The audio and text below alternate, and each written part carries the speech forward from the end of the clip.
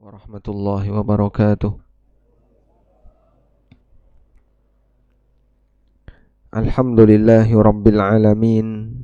Wassalatu wassalamu ala ashrafil mursalin Nabiyyina wa maulana Muhammadin wa ala alihi wa sahbihi ajma'in.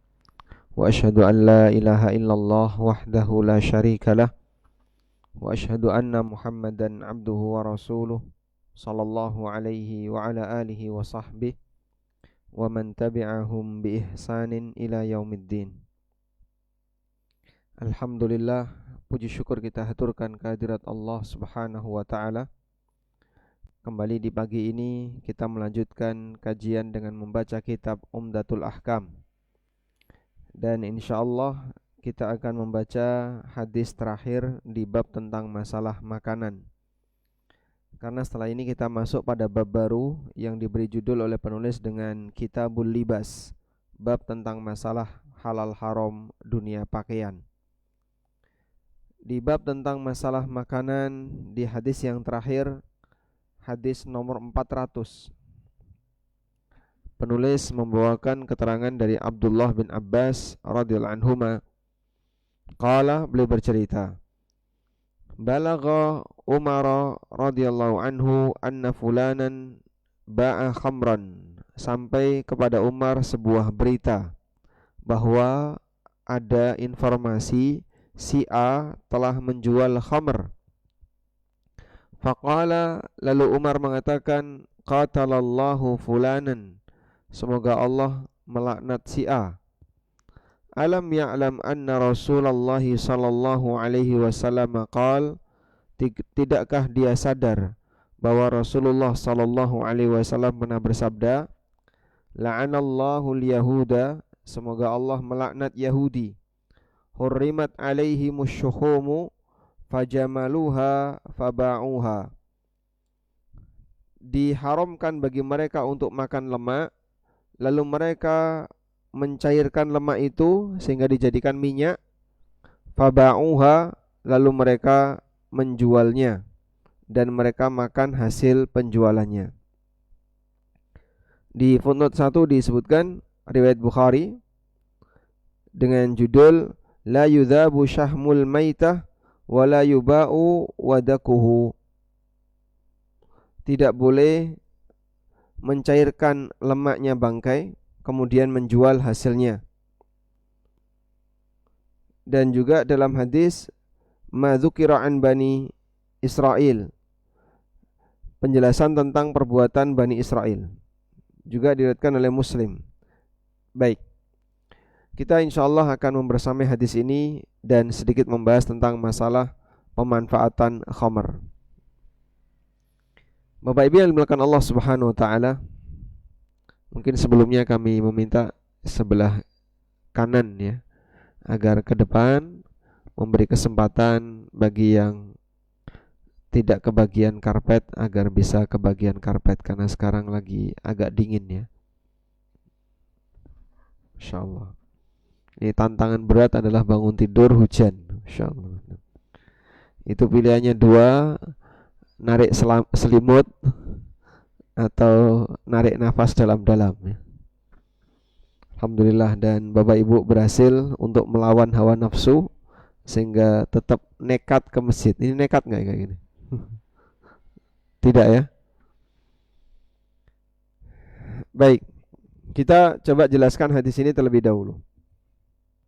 Jadi ada yang disebut dengan hilah. Hilah. Hilah itu rekayasa. Rekayasa terhadap hukum, rekayasa yang tujuannya untuk mengubah hukum. Itu ada yang sifatnya rekayasa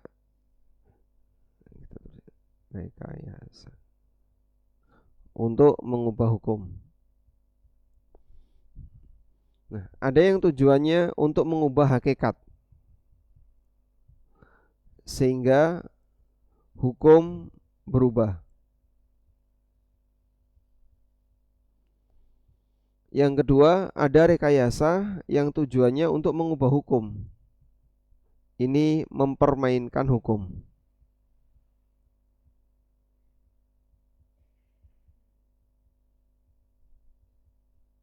Baik. Rekayasa itu dalam bahasa Arab tadi disebut hilah. Namanya hilah.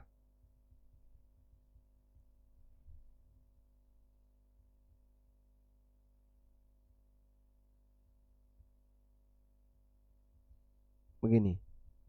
Tujuannya adalah untuk mengubah. Misalnya rekayasa genetika berarti mengubah gen. Bagaimana caranya biar nanti tidak sama seperti gen asalnya. Baik. Rekayasa untuk mengubah hakikat sehingga nanti hukumnya berubah, ini diperbolehkan.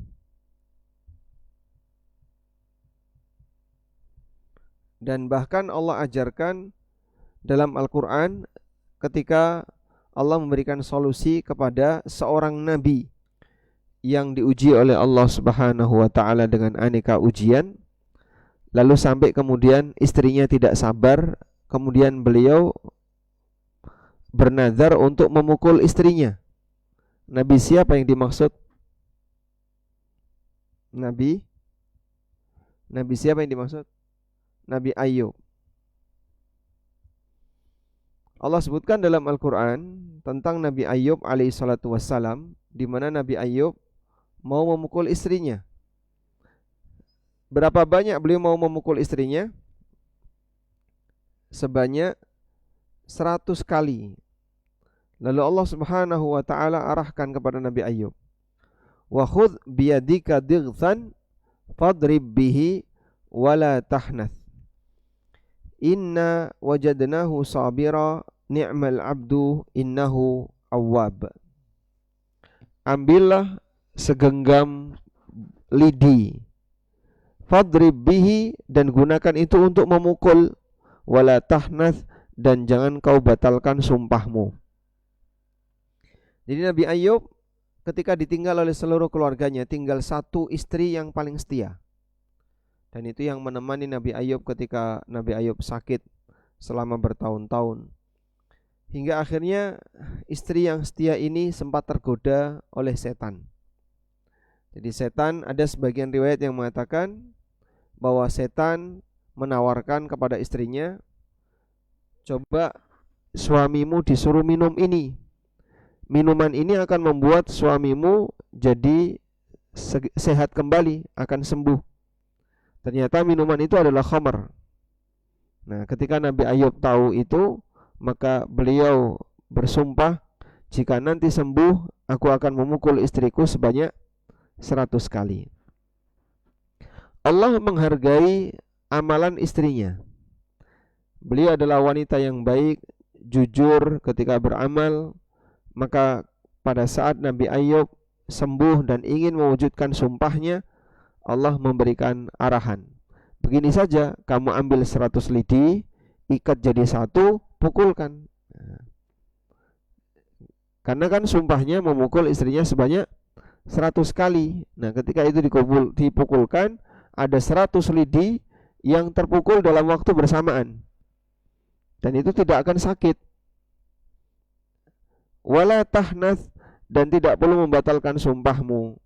Sehingga dengan cara demikian sumpahnya Nabi Ayub tetap terlaksana walaupun bentuknya berbeda. Ini yang disebut dengan hilah atau rekayasa. Bentuknya adalah ngubah hakikat sehingga hukumnya berubah. Contoh yang lain adalah hilah yang pernah diajarkan Nabi Muhammad SAW kepada Bilal, di mana Bilal itu pernah menukarkan kurma baik dengan kurma yang agak buruk, kurma yang kurang baik, ya, dalam pertukaran bahan makanan.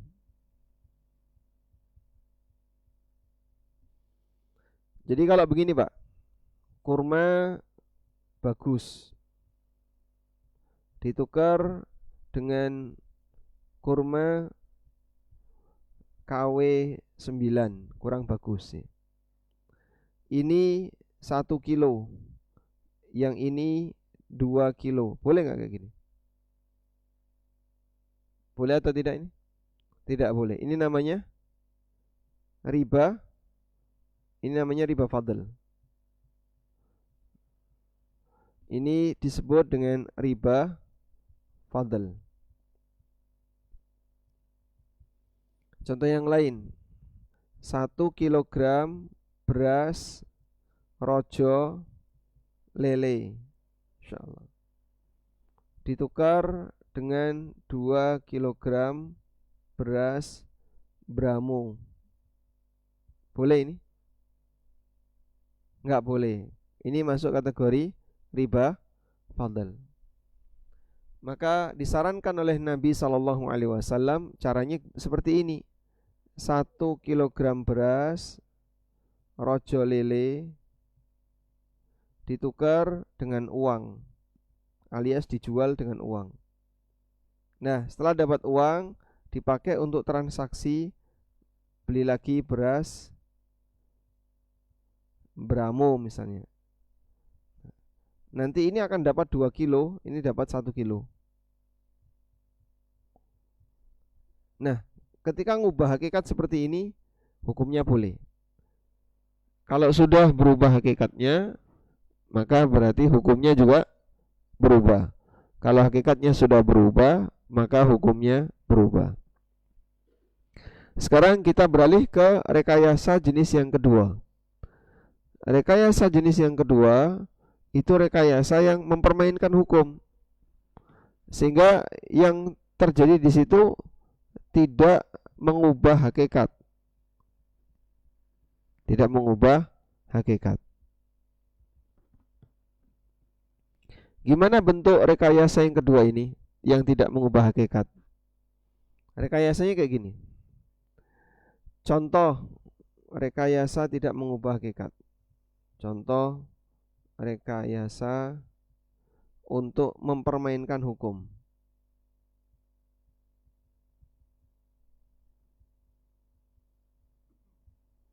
Misalnya, ini real ya, Yahudi dilarang makan lemak.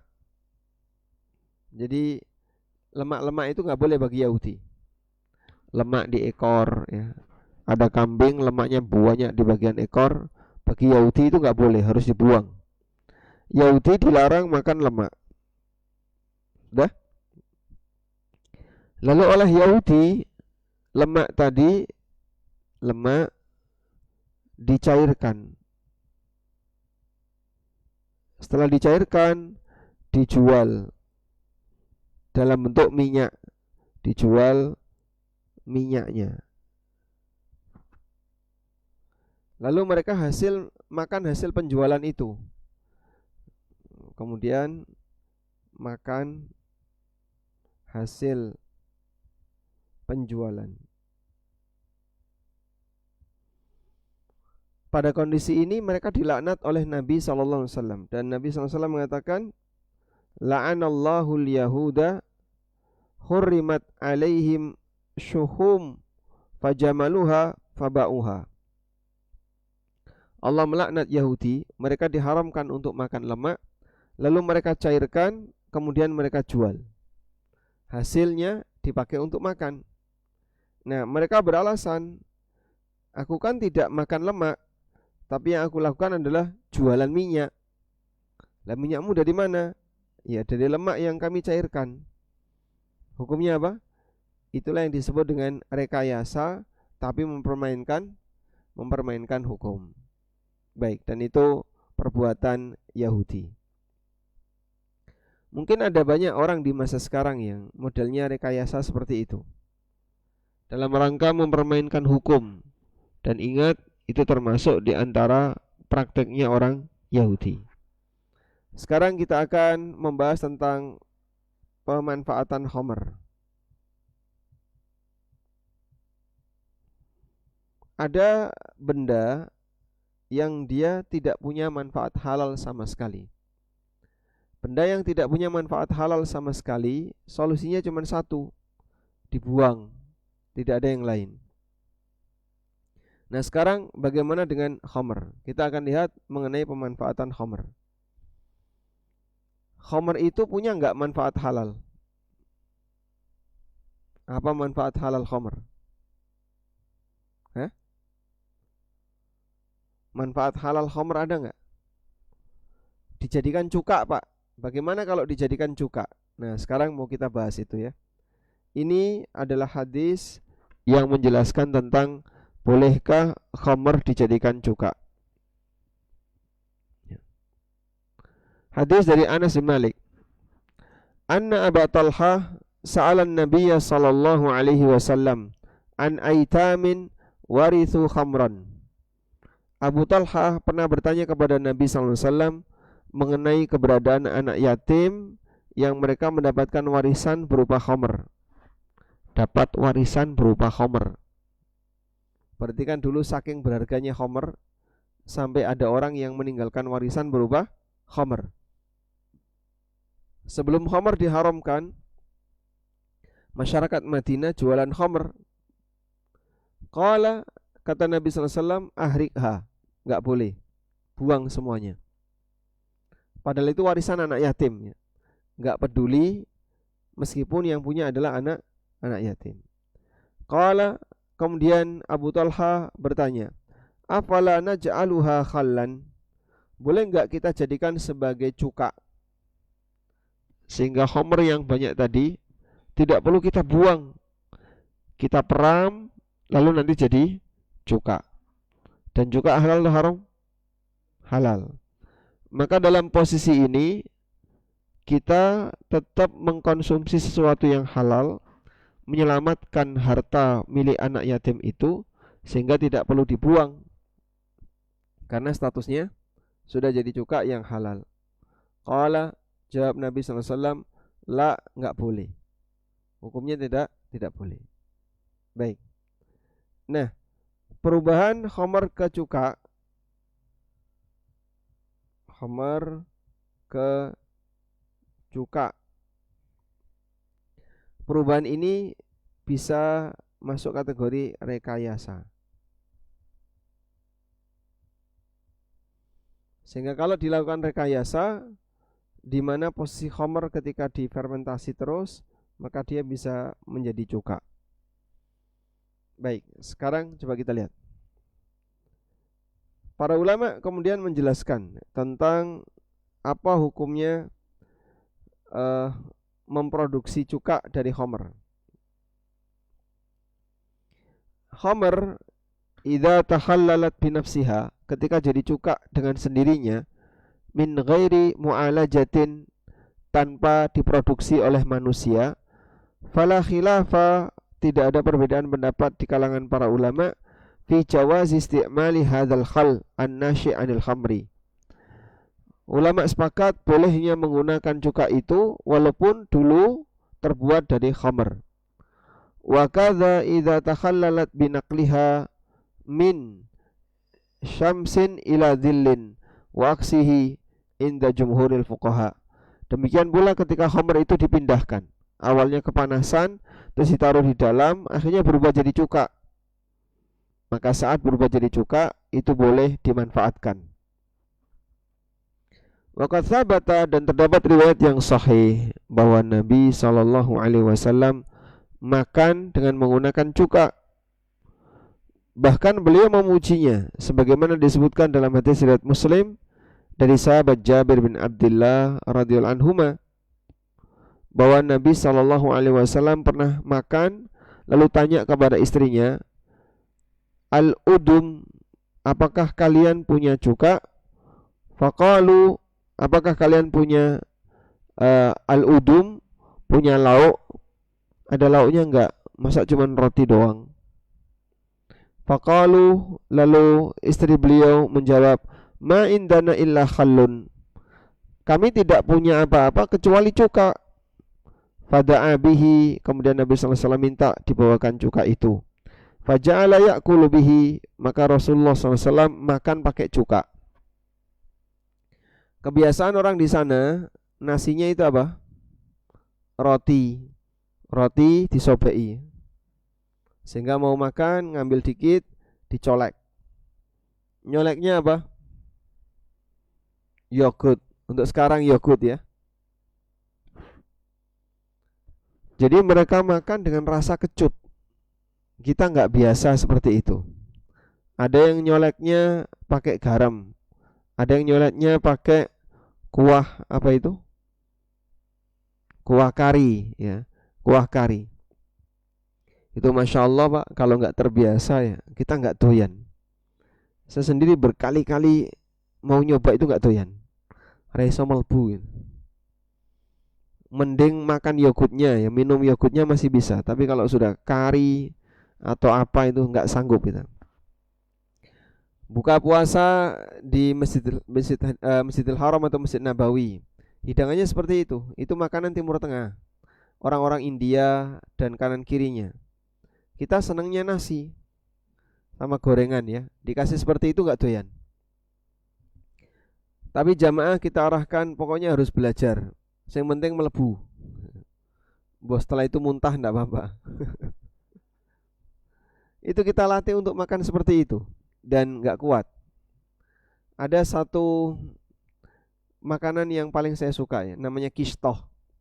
Itu kayak krim manis ya.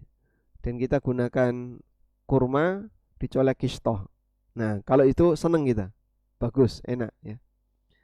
Tapi enggak sering dapat kishtoh, jarang sekali kishtoh. Seringnya malah yogurt. Kita lanjutkan. Setelah Nabi SAW diberi hidangan cuka, wa yaqulu, lalu beliau mengatakan, ni'mal udumu al-khal. Ni'mal udumul khal. Sebaik-baik lauk adalah cuka, sebaik-baik lauk adalah cuka. Maksud beliau dengan mengucapkan ini, sebaik-baik lauk adalah cuka, dalam rangka menghibur istrinya. Ketika minta lauk, enggak ada apa-apa selain cuka. Lalu dihibur istrinya. Memang sebaik-baik lauk itu cuka. Nek rano liyane. Kalau enggak ada yang lain ya, karena cuman adanya ini ya sebaik-baik lauk adalah cuka. Sehingga bagian dari adab jamaah ya, bapak-bapak misalnya di rumah mong ono sego ning Magicom, hanya ada nasi di Magicom tapi enggak ada lauk. Nah, di meja kok kosong bersih. Biasanya jenengan golek apa? Kalau mau makan ada nasi di Magicom tapi enggak ada lauk, biasanya nyari apa, Pak? Hah? Sama garam. Yang pertama dicari istrinya. Kok ora apa-apa to, Mah? Wah. Terus kayak kerupuk. Ini kerupuk barokah ya. Maka dianjurkan bagi suami untuk memuji. Wah, memang kerupuk itu lauk terbaik sedunia. Nek rano iwak. Onone iwak kerupuk. Jadi qanaah seperti itu, kita diajarkan, ya silahkan adanya itu ya qanaah. Tidak perlu nyari-nyari yang lain, tidak perlu emosi, banting-banting piring, lempar ember dan seterusnya. Sehingga adanya itu jadilah suami yang qanaah. Istrinya mungkin lagi tidak masak atau lagi tidak ada bahan untuk dimasak. Sehingga adanya itu qanaah. Insyaallah. Nanti bisa dicoba Bu ya. Dan silakan Anda laporkan responnya apa dari suaminya ya. Karena kita sudah belajar di sini. Selanjutnya, wa amma in ulijat al-khamru hatta sarat khallan. Tapi kalau ada khamr yang diproduksi sehingga menjadi cuka, bi an alqa fiha khallun au basal au milh. Misalnya khamrnya ditambahi dengan bawang atau dikasih garam atau dikasih cuka pemicu. Ada khamr kasih cuka pemicu. Au qada indaha narun biqasdi takhlil, atau digodok, khamrnya digodok biar jadi cuka nanti setelah itu. Fa hadhil mu'alajatu muharramatun 'ala raji.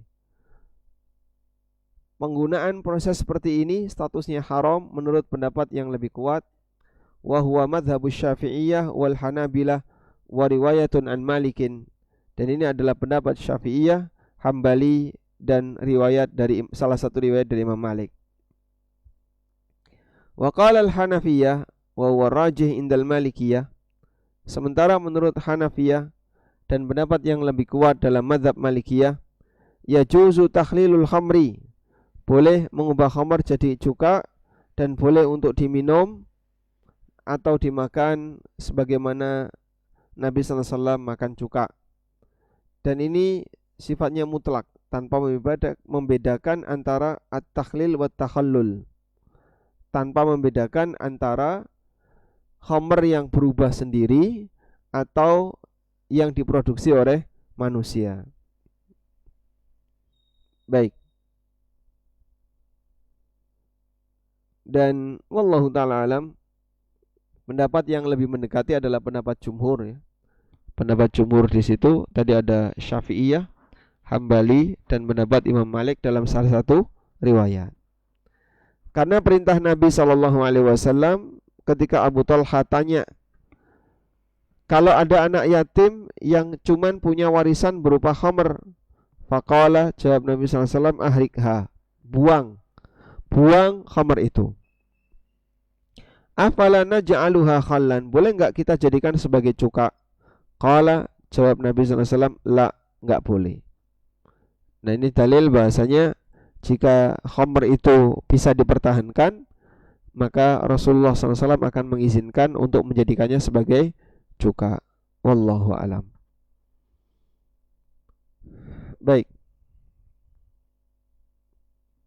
Maka dari model hila tadi ya, rekayasa, khamr berubah jadi cuka. Kalau prosesnya ini terjadi dengan kesengajaan manusia, apa hukumnya tadi? Hukumnya dilarang. Ini menurut pendapat jumhur ulama.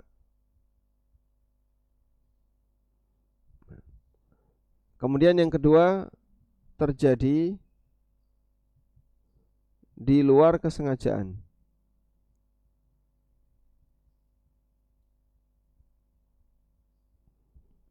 Sehingga ada khamr yang berubah sendiri jadi cuka tanpa ada proses yang dilakukan oleh manusia, seperti ini boleh.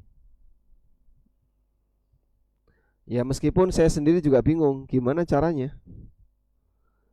Apa mungkin ada khamr yang kemudian dibiarkan, gak dibuang, terus berubah jadi cuka? Ya mungkin ada khamr yang kelupaan untuk dibuang. Ya, hukum kok nyari kelupaan itu kan susah ya. Hukum nyari kelupaan itu susah. Karena yang namanya hukum itu pasti di bawah kendali sadar manusia. Cuman fikih seperti ini fikihnya.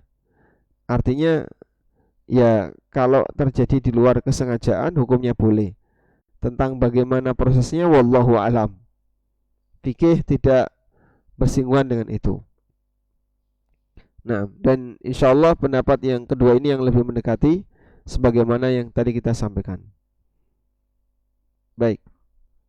Selanjutnya, apa hukumnya menggunakan alkohol untuk obat luar? Alkohol 75% biasanya untuk obat luar. Apa hukum menggunakan alkohol untuk obat luar? Boleh atau tidak, Pak? Boleh. Kenapa? Karena tidak diminum. Ya, boleh minum dulu Pak ya. Bismillah.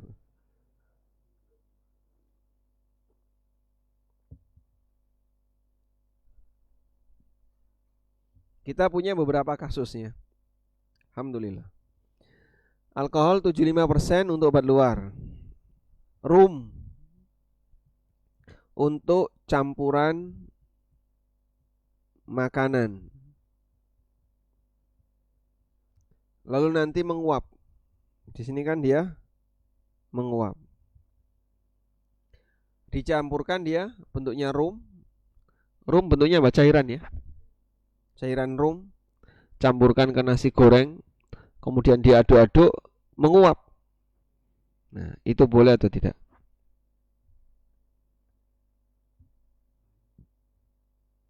Boleh atau tidak? Jadi biar nggak ngantuk, diskusi saja ya dulu. Kelompok 1 sebelah kanan, kelompok 2 tengah, kelompok 3 sebelah kiri, yang utara. Apa hukumnya rum dicampurkan makanan kemudian dia menguap? Makanan itu halal atau haram? Ya, rum. Rum itu apa ya?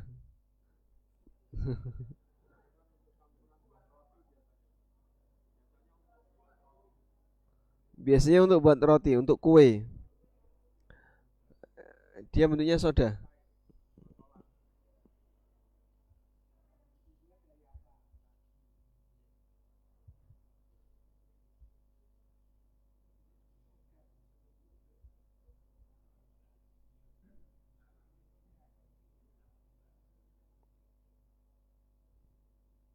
Ini ada keterangan tentang rum.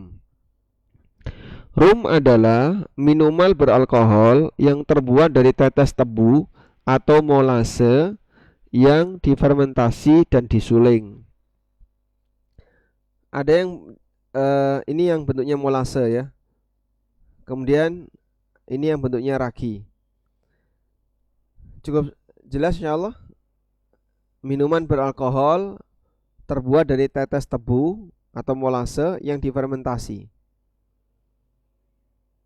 Nah, ini biasanya dijadikan sebagai campuran untuk bikin roti atau yang lainnya. Apakah itu boleh? Halal. Rum ini kalau diminum memabukkan. Hah? Proses pembuatan rum meliputi mencampur molase, ragi, dan air untuk proses fermentasi. Menyuling rum untuk memisahkan dari zat-zat yang tidak diinginkan. Menyimpan rum dalam tong kayu atau kayu jenis lainnya untuk pematangan. Kemudian yang keempat, menambahkan api di dalam barel kayu untuk mendapatkan rasa yang kompleks. Ini pakai AI nih. Rum memiliki kadar alkohol yang cukup tinggi, sekitar 40%. Rum dengan kandungan alkohol yang tinggi sering digunakan untuk membuat minuman yang terbakar, seperti koktail. Sementara rum dengan kandungan alkohol yang rendah biasanya digunakan untuk resep kue, makanan penutup, atau minuman seperti mojito. Saya tidak tahu mojito itu. Pokoknya dicampurkan di makanan gitu aja. Boleh atau tidak? Kenapa tidak, Pak? Supaya apa?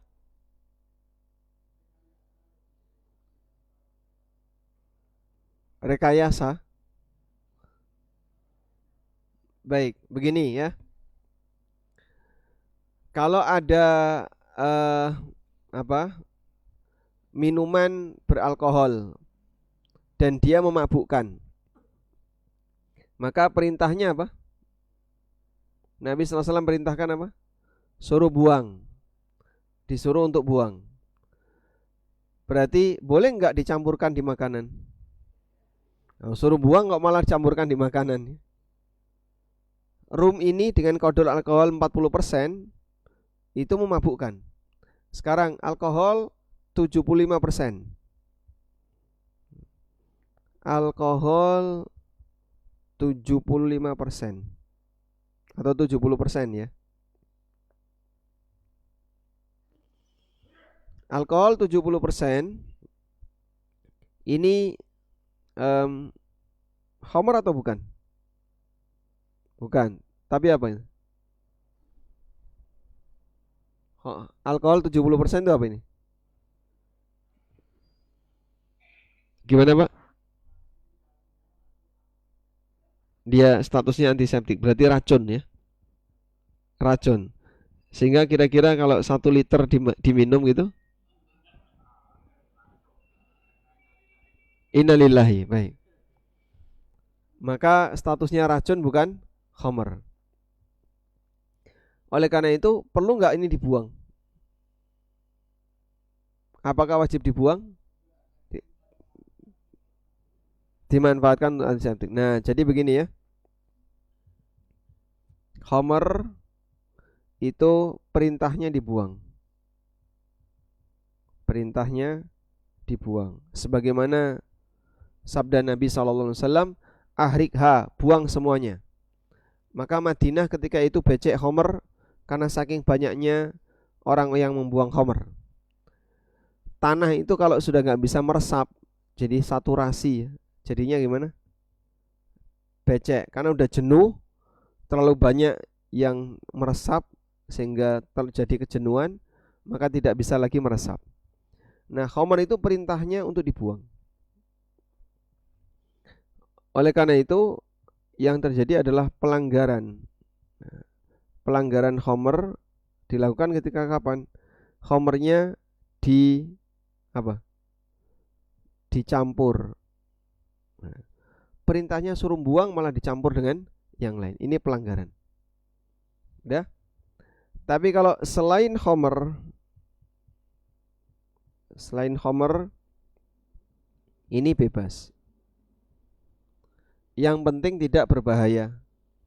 Selama tidak bahaya. Kalau tidak bahaya, hukumnya boleh. Misalnya alkohol 70% tadi ya, dipakai untuk antiseptik bagian luar. Boleh nggak Pak? Boleh, selama tidak berbahaya. Tapi kalau diminum, ya nggak boleh, itu racun. Alkohol dimakan Pak, campur makanan. Alkohol 70% campur makanan, boleh nggak?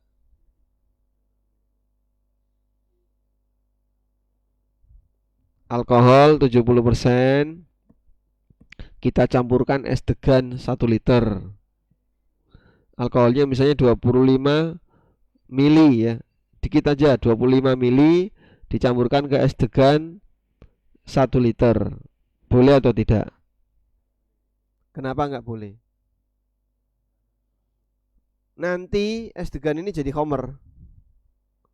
Ketika dia dicampuri alkohol bisa jadi es degan ini jadi khamr. Maka jadinya kita membuat khamr. Sehingga di sini alkohol 70% plus air 1 liter. Yang ini anggaplah 25 ml. Dicampurkan air 1 liter. Ini bisa jadi khamr. Nanti malah jadi khamr. Nah, kalau jadi khamr berarti ini proses jadinya apa? Membuat khamr. Enggak boleh membuat khamr. Wallahu a'lam.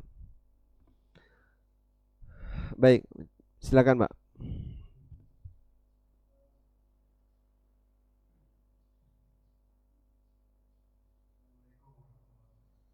Waalaikumsalam warahmatullahi wabarakatuh.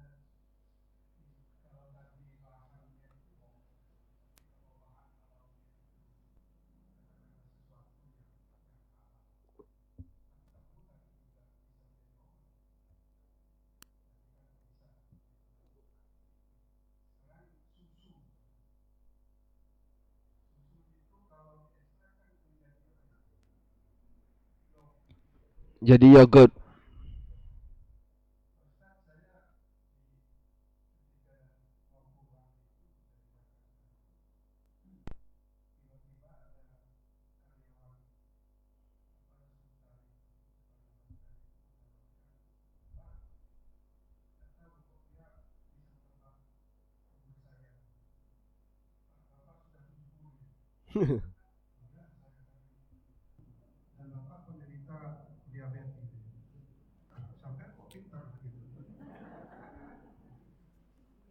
Saya punya ini ekstrak dari susu, tapi tingkatannya sudah tingkatan kedua, bukan Yugut lagi, di atas Yugut.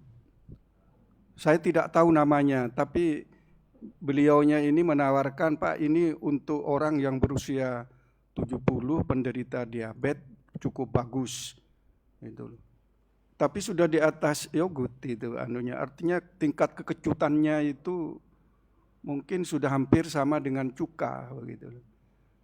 Dan saya tidak tahu prosesnya kayak apa, tapi katanya dia sudah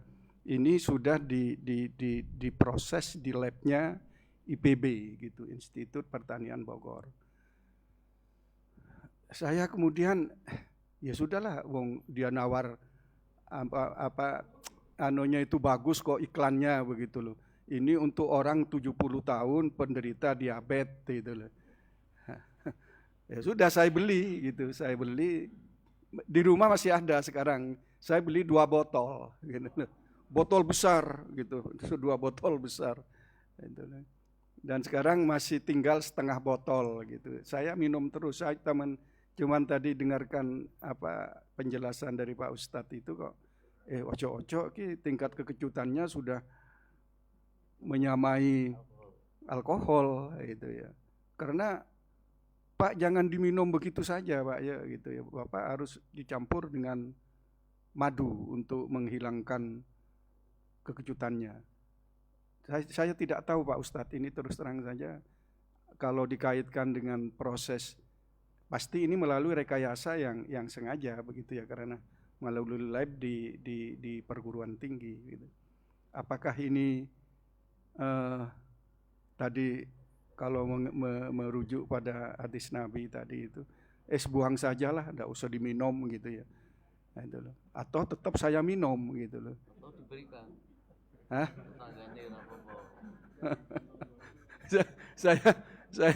saya itu Pak Ustadz yang mungkin kalau memang tidak bisa dijawab sekarang tidak apa-apa Pak Ustadz gitu loh.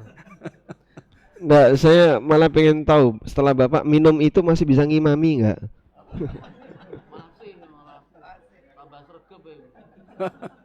Enggak, saya ya tidak ada reaksinya apa-apa. Oh gitu. Cuman ke badan terus terang saja merasa lebih enak gitu ya. Kemudian buang aing besar itu lebih bagus itulah anunya. Tapi saya lihat itu dia penjualnya ini profilnya itu profil muslim gitu loh. Wong pakai jenggot itu, Pak ini nama saya begitu loh. Nama saya gitu loh. Dan nguluk salamnya bagus gitu ya. Biasanya kalau orang tidak Islam itu nguluk salamnya, atau Islam yang mau belajar bahasa Arab gitu kan, nguluk salamnya itu ya anulah gitu. Kita bisa melihat lah ini sangat fasih gitu loh. Sangat fasih, dan dia memberi nomor teleponnya kalau Bapak nanti cocok bisa. Cuman saya kemudian dengarkan ini, wah ojo-ojo lagi masuk ke alkohol karena tingkatannya sudah di atas Yugut dan tingkat kekecutannya tinggi sekali gitu ya. Yeah. Itu Pak Ustadz. Dan yang kemudian satu lagi Pak Ustadz, meskipun ini saya tidak mengharap dijawab sekarang Pak Ustadz. Tadi ada rekayasa itu termasuk rekayasa hukum. Di Jogja ini banyak Pak Ustadz misalnya gitu ya. Di rekayasa hukum ini gitu. Mohon maaf saya menyebut satu golongan gitu ya, satu golongan gitu loh. Jadi di Jogja itu golongan Tionghoa, keturunan Tionghoa, itu kan tidak boleh memiliki hak milik. Itu loh. Itu hanya di Jogja begitu loh. Kalau hukum dasarnya, hukum nasionalnya boleh gitu, tapi khusus di Jogja itu tidak boleh. Oleh karena itu mereka kemudian merekayasa begitu ya. Merekayasa hukum itu bukan dibeli oleh dia dengan atas nama dia, tapi kemudian pinjem nama gitu loh. Supirnya yang dipinjem. Nah, tapi setelah itu supirnya itu diikat dengan macam-macam gitu loh. Suruh mengakui punya hutang gitu kepada orang yang sesungguhnya pembeli gitu, tetapi meminjam nama dari supirnya itu gitu. Kalau menurut hukum nasional itu tidak boleh dilarang. Itu masuk ke dalam perjanjian yang disebut, kalau dalam bahasa Maduranya itu disebut dengan perjanjian nomeni. Perjanjian nomeni itu perjanjian pinjam nama, begitu. Itu tidak boleh. Karena prinsipnya orangnya yang pinjam nama itu tidak boleh memiliki barang itu, gitu. Ini juga saya kemudian dengan penjelasan dari Pak Ustadz itu, apa iya ya kalau menurut hukum Islam itu juga dilarang gitu ya. Kalau dalam hukum nasionalnya dilarang, tidak boleh.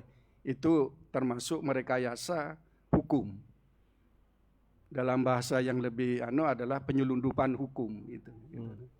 Nah, itu Pak Ustadz itu hanya untuk memantapkan saja begitu, sehingga ketika saya menjelaskan kepada mahasiswa punya dasar landasan dari hukum Islamnya saja. Masya Allah, baik, Masya Allah. Baik. Terima kasih. Assalamualaikum warahmatullahi wabarakatuh. Waalaikumsalam warahmatullahi wabarakatuh. Nah. Tadi pagi minum nggak Pak yang?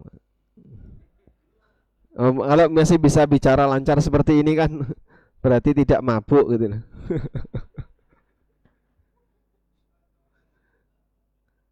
Mungkin yang dimaksud minuman Bapak itu kefir namanya ya. Ini saya coba searching tadi di Google. Kefir adalah minuman yang terbuat dari susu yang difermentasi dengan bantuan bakteri asam laktat, ragi, dan jamur. Minuman ini memiliki tekstur kental dan rasa asam, mirip seperti yogurt. Jadi bahkan lebih kuat daripada yogurt. Katanya sih di atasnya yogurt. Saya kalau minum yogurt masih kuat ya, tanpa campuran apapun masih bisa, asamnya masih bisa tahan. Kalau kefir ini katanya lebih asam lagi. Nah, makanya di sini mengandung probiotik dan zat gizi yang bermanfaat bagi kesehatan, mencegah diabetes, jantung koroner, diare dan seterusnya. Ini banyak sekali ya manfaatnya. Mencegah kematian aja yang nggak bisa ini.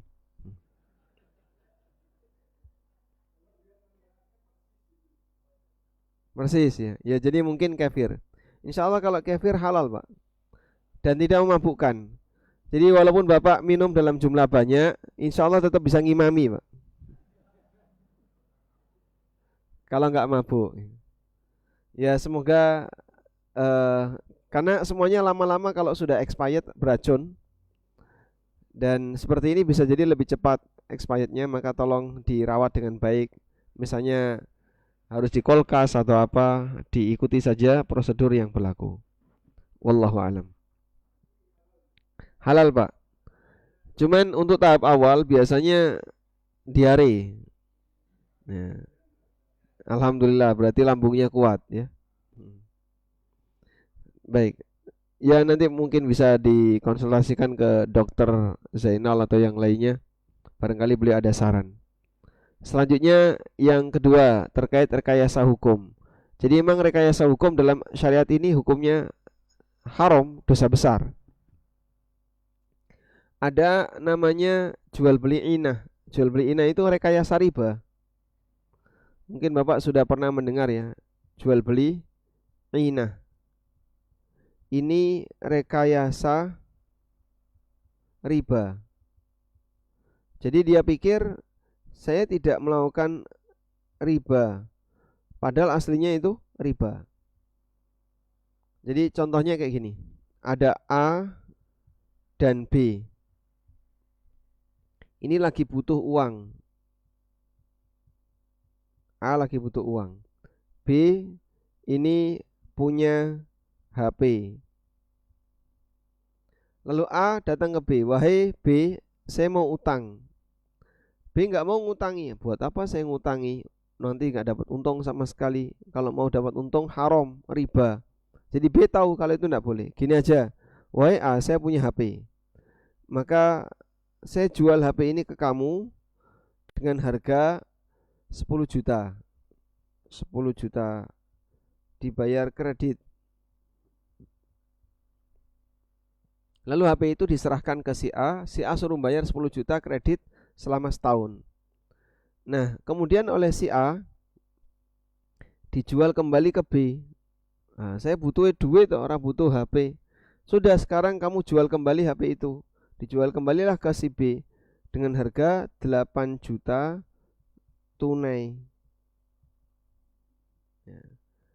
maka B langsung ngasih uang 8 juta ke si A. Nih, kamu kan jual HP-nya tunai, ini tak kasih 8 juta. Mana HP-nya? Sudah? Lalu mereka terpisah. Saat mereka berpisah, maka A membawa uang 8 juta, tapi dia punya kewajiban nyicil 10 juta. B bawa HP dan dia punya piutang 10 juta. Hakikatnya apa? Riba utang piutang. Walaupun kelihatannya seperti jual beli. Padahal jual beli itu halal, tapi ini bukan jual beli, ini riba. Nah, ini yang dimaksud rekayasa tadi. Nah, rekayasa yang kayak gini dalam syariat kita hukumnya haram, dosa besar ya. Oleh karena itu rekayasa-rekayasa dalam rangka mengubah hukum nggak boleh. Wallahu a'lam. Mungkin sejalan dengan yang tadi Bapak sampaikan. Meskipun untuk kasus tanah kami tidak punya landasan dari sisi pembahasan syar'i. Karena Quran tidak hanya khusus untuk DIY ya, tapi untuk muslim sedunia, untuk seluruh umat manusia. Wallahu a'lam. Selanjutnya, mohon izin karena waktu sudah habis. Sebetulnya intinya tidak ada cuka yang tidak diusahakan. tidak ada cuka yang tidak Tidak ada cuka yang beredar di perdagangan ini tanpa diusahakan. tanpa diusahakan, Ya. betul sekali. Karena jadi seperti yang saya sampaikan pertemuan kemarin, bahwa itu satu rangkaian proses fermentasi. Tadi sudah disampaikan oleh Ustadz. Jadi dari karbohidrat menjadi gula, gula menjadi alkohol, alkohol menjadi cuka. Itu satu rangkaian proses, tidak bisa istilahnya dipisah-pisah. Makanya kemarin sudah disampaikan dari haram, kemudian kembali ke halal lagi. Jadi apa yang disampaikan Pak Ustadz menurut jumhur ulama, lah gimana misalnya kita untuk mengalengkan cuka misalnya, dapatnya dari mana? Kan dari pabrik, nggak mungkin istilahnya nunggu dulu alkohol neng telo ngendi ya gitu loh. Kemudian padahal itu satu rangkaian proses, kemudian tadi sudah disampaikan ada istilahnya, jadi perubahan secara kimiawi karena proses. Orang nyimpen homer lupa belum dibuang, itu jadi cuka. Nah, nunggu lupa ya nggak, belum tentu ada. Cuman itu dari pendapat jumhur. Tapi kalau misalnya Bapak mau mengikuti pendapat Malikiyah dan sebagian ulama Hanafi serta sebagian ulama Syafi'i, ya sah-sah saja. Sehingga dalam hal ini memang ada khilaf di antara para ulama berkaitan dengan pengadaan cuka. Wallahu a'lam. Baik, itu saja yang bisa kita sampaikan. Semoga bermanfaat. Oh iya. Parfum yang dikasih alkohol kan untuk luar, Pak ya? Untuk luar. Hukumnya sama seperti antiseptik alkohol. Insya Allah tidak masalah. Ya. Alhamdulillah. Baik. Subhanakallahumma wa bihamdika asyhadu an la ilaha illa anta astaghfiruka wa atubu ilaik. Wassalamualaikum warahmatullahi wabarakatuh.